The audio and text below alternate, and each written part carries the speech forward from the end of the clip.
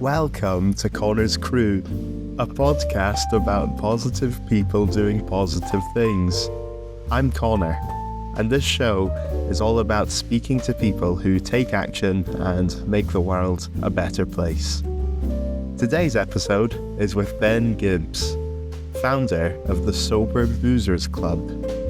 He's an award-winning beer writer and alcohol-free beer expert who's become one of the UK's leading voices in the sober and sober-curious movement. Ben has built a community around the idea that you don't need alcohol to enjoy a proper pint. Let's get into it.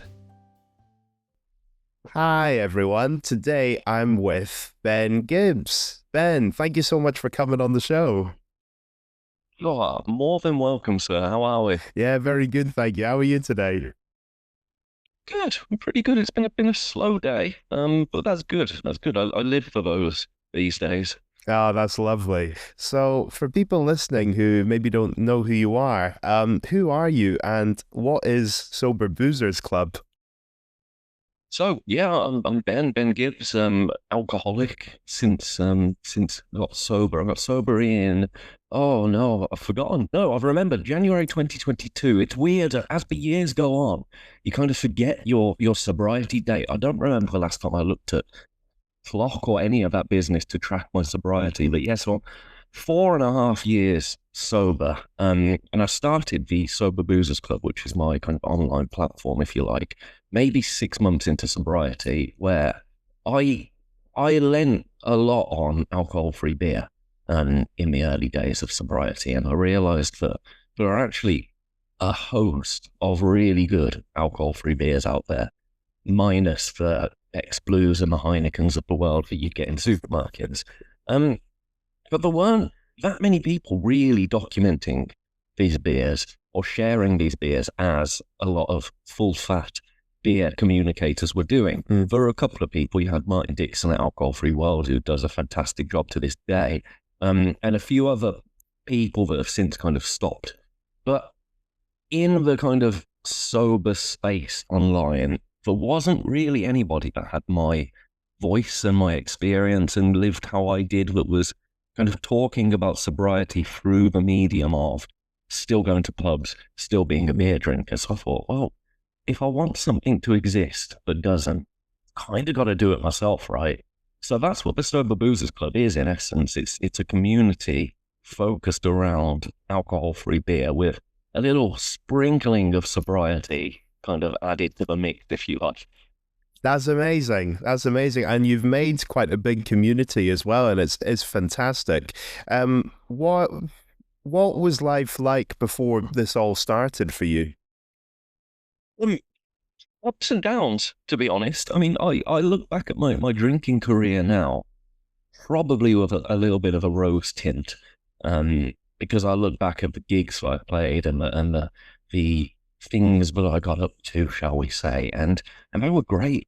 A lot of it was really, really great. I had such a fabulous time. But then, kind of lurking over that, the ominous shadow, if you like, that was weaving its way through all of these events was, I was divorced pre-30, and that was really traumatic and really horrible, and really did start the spiral of my drinking, if you like. It was already creeping in a little bit.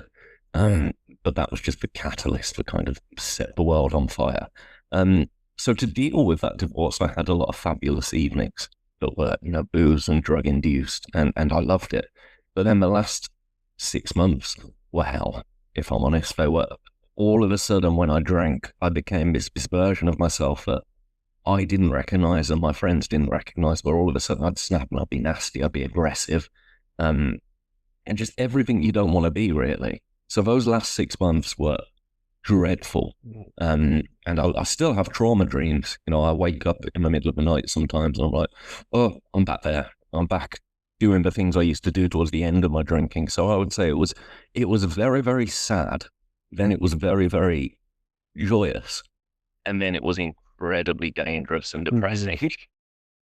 Sorry to hear about that. It must have been really hard, and I appreciate you being so open about that. Was there a specific moment where you thought something has to change? Yeah, well, there are a few really where I thought, right, I need to sort this out. But kind of my idea of sorting it out was one day I'll be able to drink like a normal person, be able to moderate. So there were a few evenings where, I'd kick off, and I can remember one evening, it was a friend's birthday party, and we went to, there was some place in Birmingham that does adult bowling, if you like, and champagne came out and all of this business, and it was all fun and laughs. And then I lost at bowling, and this sounds so ridiculous to say it as a sober 34, 35-year-old man. I had such a tantrum that all of my friends were beating me, but I stormed off, turned the whole thing into me, me, me, me, me. I was furious with the world anyway, really. When I explore what was going on now, I was just a very sad, very angry person. But yeah, I just kicked off. But I was losing at bowling. And I woke up the next day and thought, what the hell was that about? Like, who in their right mind gets so cross about that? But then the evening that really changed everything was I was playing it was a David Bowie tribute show that I was playing, and my entire social circle were there that evening. And this is when things were just, I look back at pictures, I was unwell.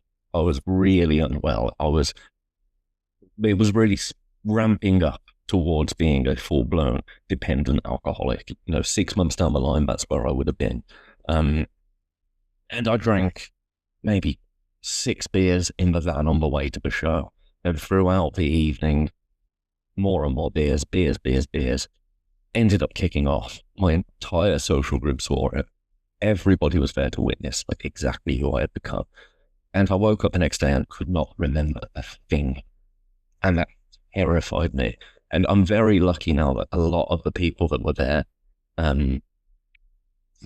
spoke to me afterwards and was like, look, it wasn't what you might have believed happened that evening didn't happen. It wasn't as dramatic as you think it was. But the thought that it could have been that morning was like, if I do this again, I'm either going to die, I'm going to lose everyone that I care about, or like it just can't happen anymore. So as soon as that decision was made in my brain, it was like a switch of a light switch, when all of a sudden it became so easy just to never drink again. Whereas before, it was the most difficult thing in the world. So yeah, it was kind of nonchalant, but also it could have gone very, very wrong if I didn't make that decision then there. Okay, and then when you gave up alcohol, how did that feel in the early days?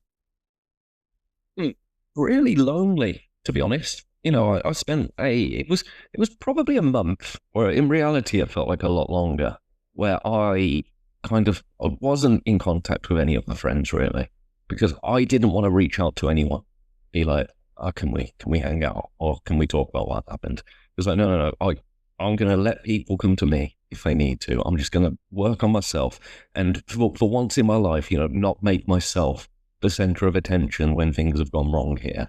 Let's just address what you need to address. Fix this side of yourself. Just don't drink for a month, and then do another month and another month, and so on and so forth.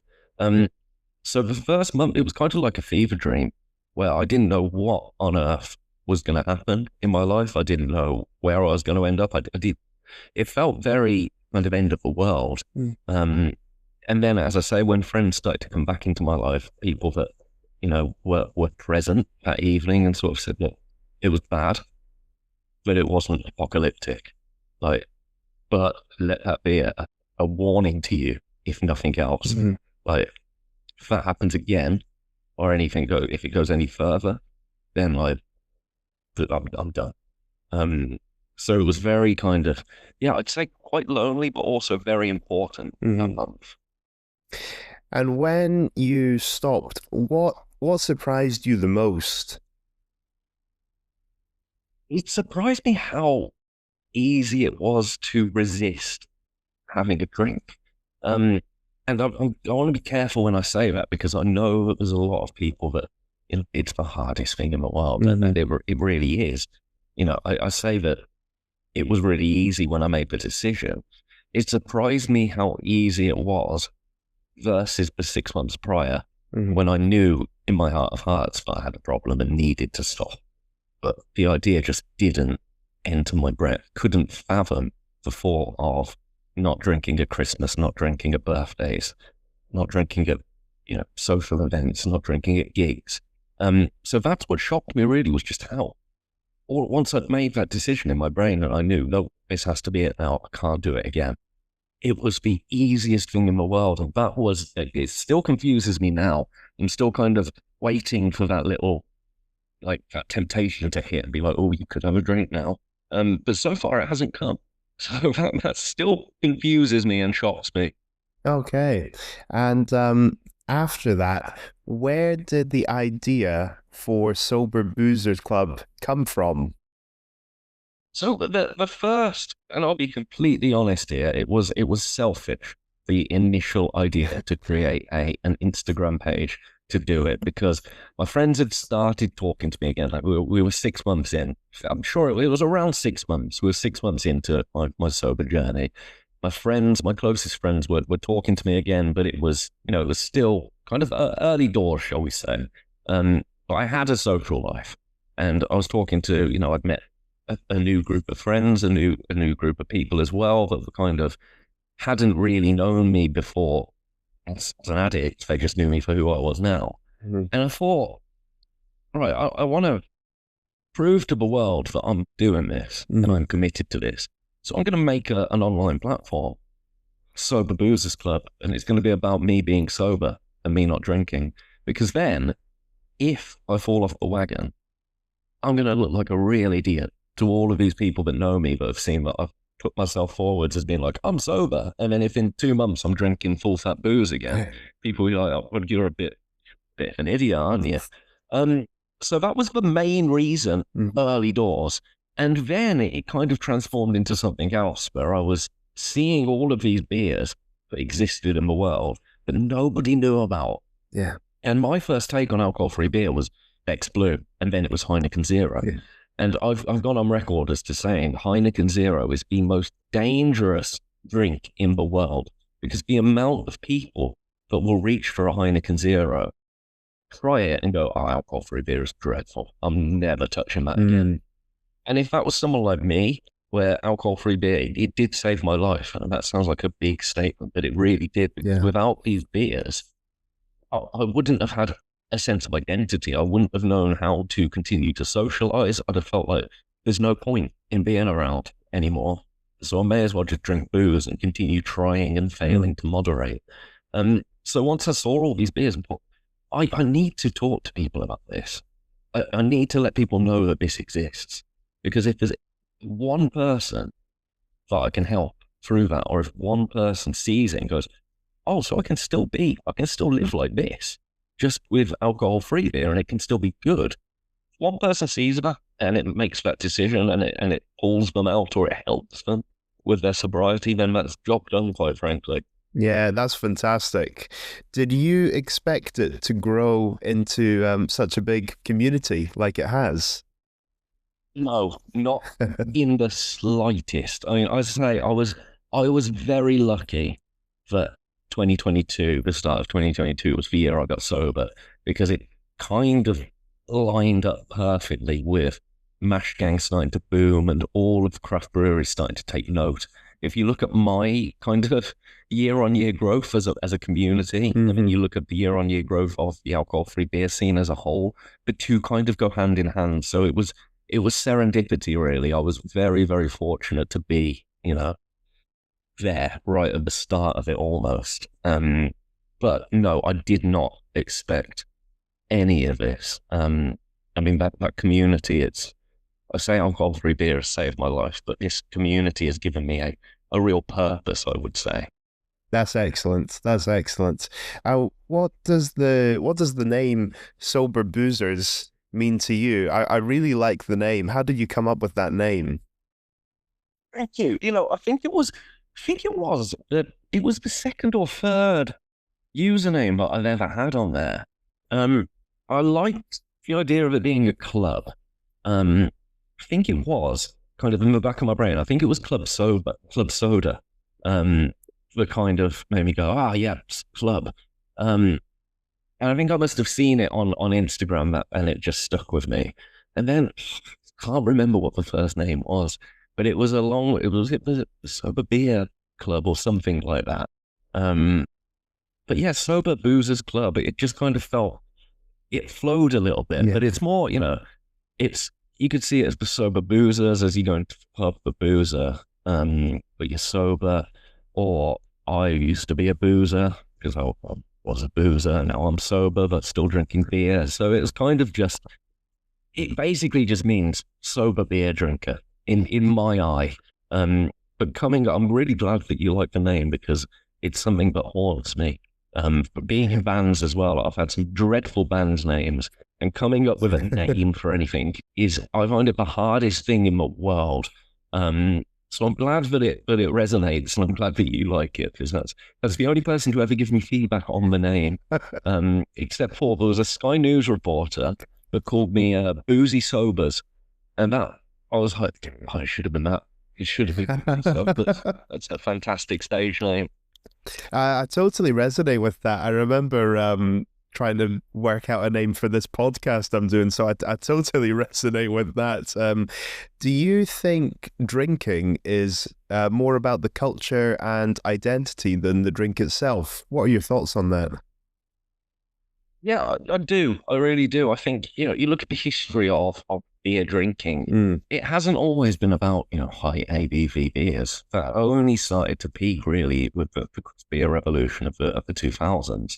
But you look before then, I mean, it depends how far you want to go back. You can go back to small beer in the medieval times where it was consumed daily and it was consumed regularly, and it was, negligible in terms of its alcohol content. And for our history, we haven't really drunk to get drunk. It's just the beer has always filled that void. And people will, when people say, oh, what's the point in alcohol-free beer? You may as well just have a soft drink. You could flip that logic to full strength beer. It's like, why are you drinking beer with alcohol in it? Why aren't you just drinking vodka? Because it does the job much more effectively if the sole purpose is about the alcohol.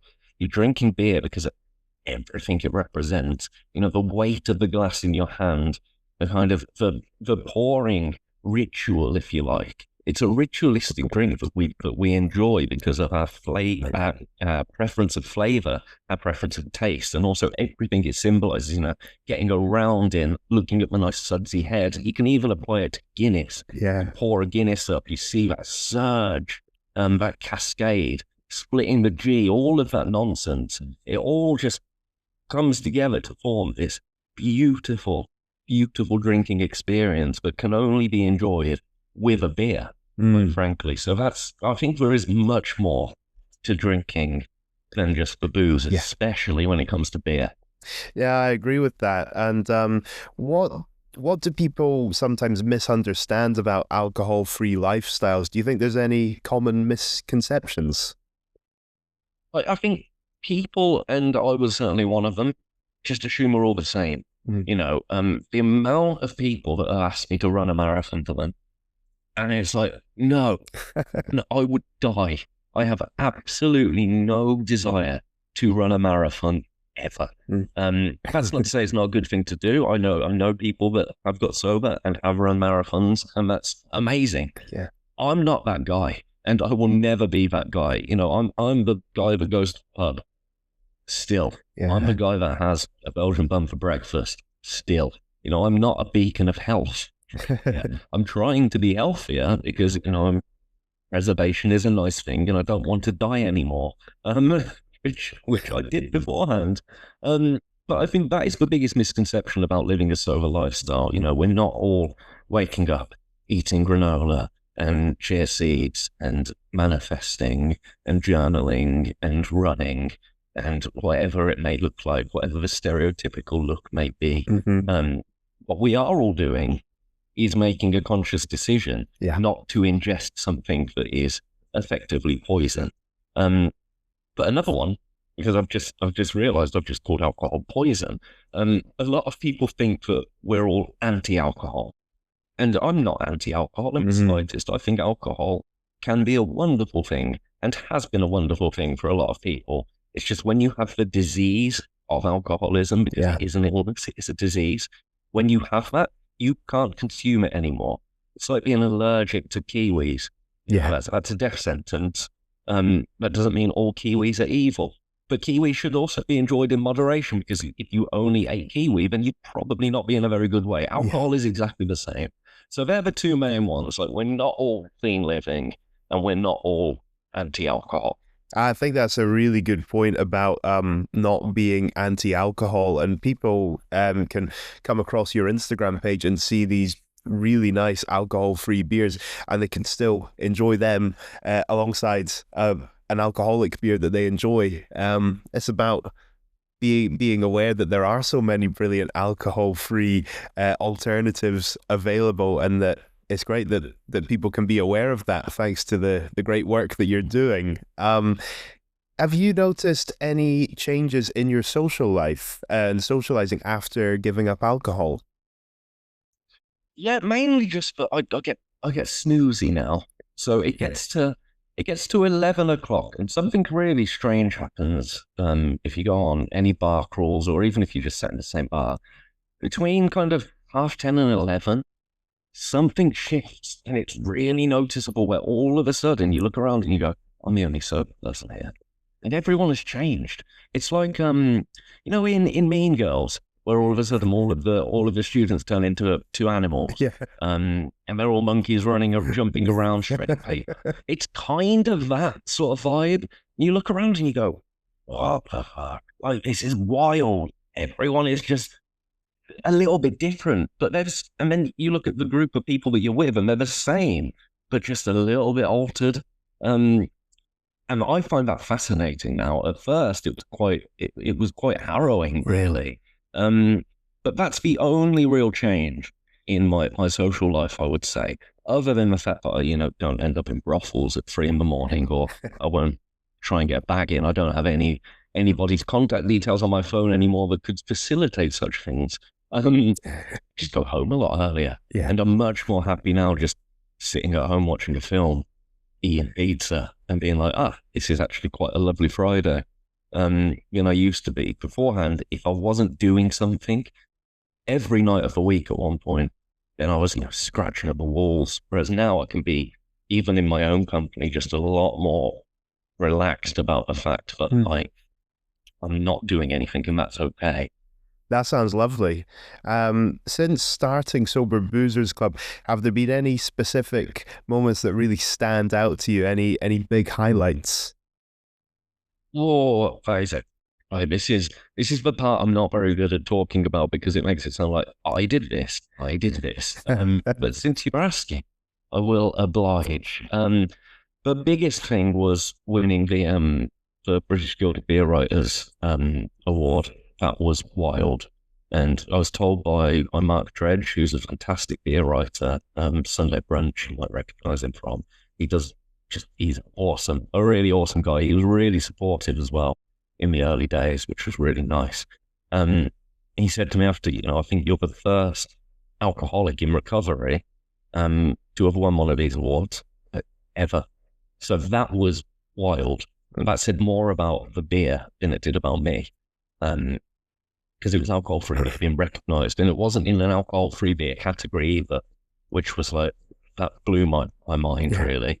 And that's got to be number one, really. But then, I've done a collaboration beer with an incredible brewery, and we can be friends. Every time a brewery has reached out and asked to send me beer or asked me to come and see them, it's just, still can't quite believe that people are doing this and are interested in what I'm doing. Like, this, the alcoholic version of me from all those years back. If he'd have told me that, if I'd have told him rather that, St. Austell are taking him for lunch in Cornwall, he'd be like, "What? No, they're not. Shut up." So yeah, they are, because I'm an alcoholic. I mean, it's all because I was an alcoholic. Like, I went to Parliament with Alcohol Change UK, and walking through Westminster, I just like think to myself, because it's like, the only reason I am here is because I became an alcoholic and upset a load of people with my silly little rants. So everything that happens, really, every kind of brewery that I visit, every beer that I get to drink, every time it happens, I'm like, this is wild. This is absolutely wild. But yeah, the highlight has to be the Guild Award, because that's something I could never have dreamed of. That's an incredible achievement, and congratulations for it. You know, these things need to be celebrated, so really well done. Do you think society is changing in how it sees drinking? I think it is. I think we are approaching the point of resistance, if you like. You know, we humans don't like it when they think that kind of our normal is being taken away from them. Mm. Historically, you know, when you look at beer historically, when hops were first introduced to beer in, I think it was the 1500s. Don't quote me on that. I'm sure that's when it was. Everyone was like, this isn't real beer. This is nonsense. This isn't real beer. And there was real outrage and real pushback against it. I think we're going through a similar thing now with alcohol-free beer, because alcohol-free beer can't be ignored anymore. I mean, people were okay with it getting better for a while. And it was kind of, I mean, we've all had a conversation where it's like, oh, alcohol-free beer, I'm not sure, but I'll tell you what's really good for Guinness. Guinness Zero is very good. That's the conversation that usually happened. Yeah. People don't mind when it's just, oh yeah, the Guinness Zero. Oh yeah, that's good for what it is. It's good. But now it's kind of, you know, you're seeing articles about it, generations not drinking, generations turning away from booze. And people are like, oh, this is outrageous. And all of a sudden there's a bit of a pushback. And I think that's what we're hitting at the moment. But so I think people are aware the drinking habits are changing. We're in the pushback point at the moment, but we'll move through that, and it will just become accepted as a normal side of living. Yeah, absolutely. What still needs to improve in how we talk about alcohol and sobriety? I think just accepting that alcohol isn't as wonderful as people think it is, really. I think the advertising around alcohol is the worst thing. Yeah. I think we need to see advertising attached to alcohol in the same way that we saw advertising attached to big tobacco. Mm-hmm.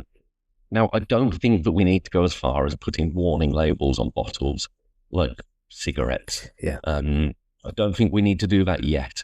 I mean, really, we should, because alcohol wouldn't be allowed to be invented now, because, you know, we know how dangerous it is with cancer and with a load of things, liver-related, health-related, all of that. I don't need to lecture you about that. But I think we need to be gentle with that, because also alcohol is inherently linked with pubs and socializing, which is really important. Yeah. So you can kind of see, as a whole, the positive outweighs the negative, some would say. But alcohol advertising and like deals in supermarkets where you can go and get cheap, sessionable beers and drinks for really affordable prices, we shouldn't really be allowed to do that. And we shouldn't be seeing alcohol adverts in sports games, in between, like in commercials on TV, and we shouldn't be allowed to get alcohol on delivery apps. All of that business, that needs to go away.